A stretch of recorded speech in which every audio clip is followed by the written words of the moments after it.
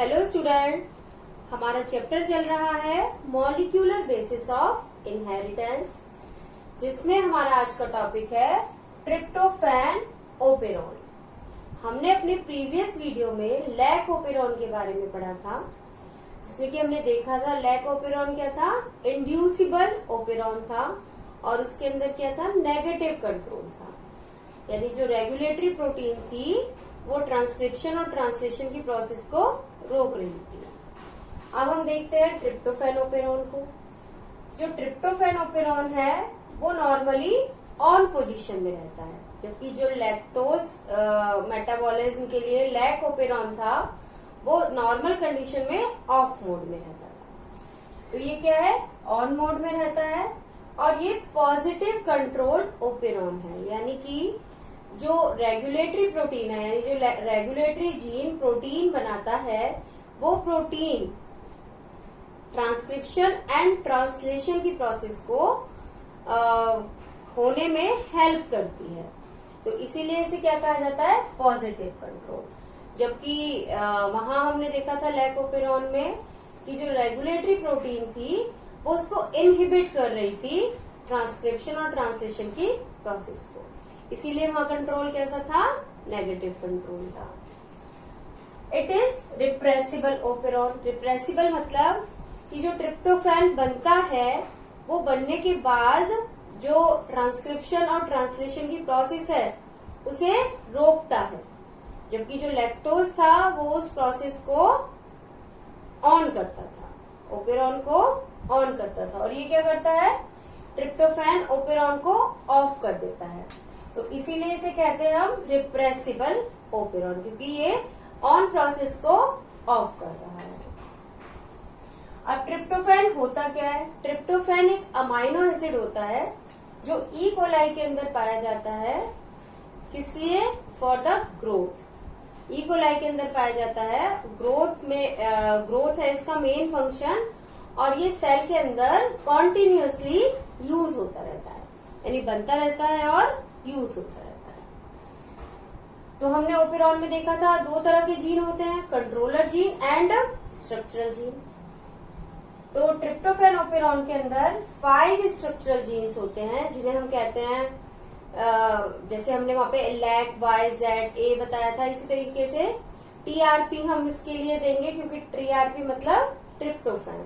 Tryptophan A B C D E, तो 5 structural gene होते हैं इसके अंदर, और ये पांचों ही एक ही एंजाइम बनाते हैं, और इस एंजाइम को कहते हैं हम ट्रिप्टोफैन सिंथेटेज। जबकि वहां हमने देखा था 3 स्ट्रक्चरल जीन थे और तीनों ही अलग अलग एंजाइम बना रहे थे, लेकिन यहाँ 5 हमारे जीन हैं और पांचों ही जीन एक ही एंजाइम का प्रोडक्शन कर रहे हैं।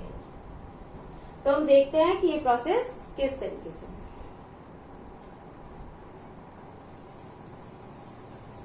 तो ये हमारा ओपेरॉन का स्ट्रक्चर है, जो कि नॉर्मल कंडीशन में कैसा रहता है, ऑन कंडीशन में रहता है। ये हमारा रेगुलेटरी जीन, ये हमारा प्रमोटर जीन, ये हमारा ऑपरेटर जीन, ये तीनों क्या है, हमारे कंट्रोलर जीन है।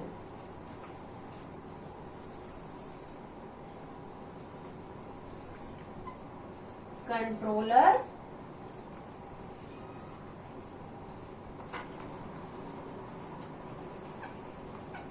और ये है हमारे स्ट्रक्चरल जीन, जिन्हें हम S1, S2, S3, S4, S5 कह सकते हैं।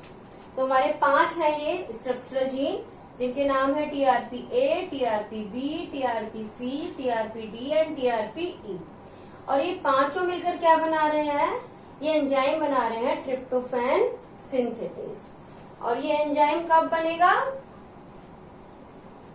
ये एंजाइम तब बनेगा जब प्रोसेस होगी ट्रांसक्रिप्शन की और ट्रांसलेशन की।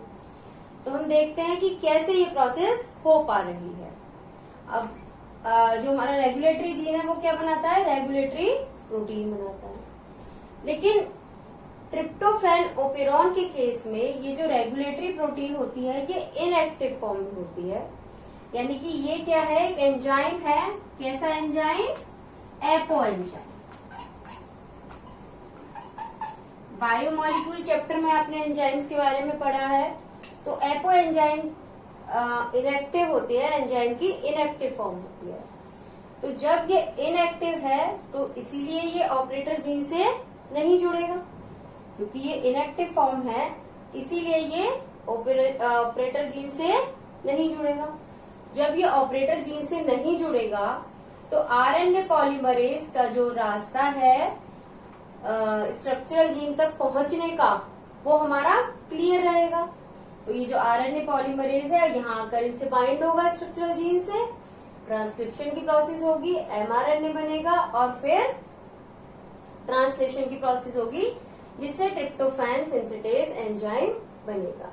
और इसका काम क्या है ट्रिप्टोफैन सिंथेटेज का, कि ये रॉ मटेरियल को यूज करके बनाता है ट्रिप्टोफैन। यानी जो सेल के अंदर ट्रिप्टोफैन को बनाने के लिए रॉ मटेरियल है उसका यूज करेगा ये, और क्या बनाएगा, ट्रिप्टोफैन बनाएगा। तो यहाँ ये हमारा नॉर्मल कंडीशन के अंदर ट्रिप्टोफैन ओपेरॉन है, जो किस कंडीशन में है, ऑन मोड के अंदर है ये। अब ये कैसे ऑफ मोड में जाता है, कैसे ये प्रोसेस बंद होती है। अब मैंने आपको बताया जो ट्रिप्टोफैन है वो सेल के अंदर लगातार यूज होता रहता है, बनता रहता है, यूज होता रहता है। लेकिन अगर किसी कंडीशन में जो ट्रिप्टोफैन है उसकी कंसंट्रेशन सेल के अंदर बढ़ जाए, ये बहुत कम केसेस में होता है, लेकिन अगर ये कंडीशन आए कि जो उसकी कंसंट्रेशन है ट्रिप्टोफैन की वो सेल के अंदर बढ़ जाए, तो क्या होगा कि जो एक्स्ट्रा ट्रिप्टोफैन बना है वो जुड़ जाएगा हमारा रेगुलेटरी प्रोटीन से। ये रेगुलेटरी प्रोटीन है, कैसी है ये, इनएक्टिव है, इससे जुड़ गया क्या, ट्रिप्टोफैन जुड़ गया। जो फालतू ट्रिप्टोफैन हमारी सेल के अंदर बन गया था वो जुड़ गया रेगुलेटरी प्रोटीन से। तो अब ये जो एपो एंजाइम था वो चेंज हो गया किसमें, होलो एंजाइम में, यानी कि इस किसमें चेंज हो गया, ये एक्टिव फॉर्म में। एपो एंजाइम इनएक्टिव फॉर्म थी और होलो एंजाइम कैसी फॉर्म होती है, एक्टिव फॉर्म होती है। तो यहाँ ये कैसा हो गया, एक्टिव हो गया। अब जब ये एक्टिव हो गया तो ये किससे जुड़ जाएगा, जाकर ऑपरेटर जीन से जुड़ जाएगा। जब ये ऑपरेटर जीन से जुड़ेगा तो ये जो इसका आरएनए पॉलीमरेज का जो रास्ता है स्ट्रक्चरल जीन तक पहुंचने का वो ब्लॉक हो जाएगा। जब आरएनए पॉलीमरेज स्ट्रक्चरल जीन तक नहीं पहुंच पाएगा तो ट्रांसक्रिप्शन की प्रोसेस भी नहीं होगी और ट्रांसलेशन की प्रोसेस भी नहीं होगी। जब ये दोनों प्रोसेस नहीं होंगी तो हमारा ट्रिप्टोफैन सिंथेटेज भी नहीं बनेगा। अब जब ये नहीं बनेगा तो ट्रिप्टोफैन भी नहीं बनेगा, और हमें पता है कि जो हमारी सेल है उसके अंदर ट्रिप्टोफैन लगातार यूज हो रहा है। तो जब ये ट्रिप्टोफैन सिंथेटेज नहीं बन रहा है तो नया ट्रिप्टोफैन नहीं बना और पुराना यूज होने लगा। तो जब पुराना यूज हुआ तो उसकी कंसंट्रेशन क्या होगी, कम हो जाएगी सेल के अंदर। जब ट्रिप्टोफैन की कंसंट्रेशन सेल के अंदर कम हो जाती है तो ये ट्रिप्टोफैन इस रेगुलेटरी प्रोटीन से अलग हो जाता है और दोबारा से कहाँ पहुंच जाता है, सेल में पहुंच जाता है। और अलग होने के बाद अब ये रेगुलेटरी प्रोटीन फिर कैसी हो गई, इनएक्टिव हो गई, और इनएक्टिव होने के बाद ये जो ओपेरॉन है फिर दोबारा से क्या आ जाएगा, ऑन पोजीशन के अंदर आ जाएगा। तो हमने देखा कि किस तरीके से ये ऑन पोजीशन में रहता है, कैसे ये ऑफ होता है और फिर दोबारा से कैसे ये ऑन हो जाता है।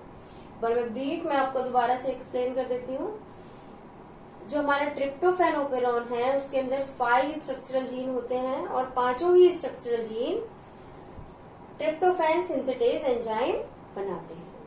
नॉर्मल कंडीशन में जो रेगुलेटरी प्रोटीन है वो इनएक्टिव फॉर्म में रहती है और ऑपरेटर जीन से नहीं जुड़ती है, जिसकी वजह से जो ऑपरेटर है हमारा वो ऑन कंडीशन रहता है, जो ओपेरॉन है वो हमारा ऑन मोड में रहता है। जब ट्रिप्टोफैन की सिंथेसिस होती है और अगर उसकी कंसंट्रेशन सेल के अंदर नॉर्मल से ज्यादा हो जाती है तो वो ज्यादा वाला जो ट्रिप्टोफैन है वो जुड़ जाता है रेगुलेटरी प्रोटीन से, और रेगुलेटरी प्रोटीन कैसी हो जाती है, एक्टिव हो जाती है। अब ये एक्टिव रेगुलेटरी प्रोटीन किससे जुड़ जाती है, ऑपरेटर जीन से जुड़ जाती है।